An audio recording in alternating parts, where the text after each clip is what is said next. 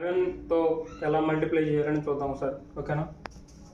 ఇప్పుడు 1 2 3 ఇంటూ 11 ఇది మామూలు చేయాలంటే చాలా టైం పట్టేసింది. ఇప్పుడు ఈజీ ట్రిక్ అంటే ఇటుపక్క ఒక డాట్ ఇటుపక్క ఒక డాట్ పెట్టుకొని ఈ 2 డిజిట్ని యాడ్ చేస్తే 3, ఈ 2 డిజిట్ని యాడ్ చేస్తే 5, ఈ 2 డిజిట్ని యాడ్ చేస్తే 3, ఈ 2 డిజిట్ని యాడ్ చేస్తే 1.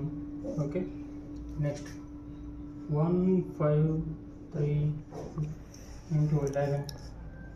ఇప్పుడు ఇటుపక్క ఒక డాట్ ఇటుపక్క ఒక డాట్ పెట్టుకొని ఈ 2 యాడ్ చేయాలి 2, తర్వాత ఈ 2 5, నెక్స్ట్ ఈ 2 8, నెక్స్ట్ ఈ 2 6, నెక్స్ట్ ఈ 2. ఓకే, ఇప్పుడు నెక్స్ట్ 1 2 4 6 ఇంటూ 11.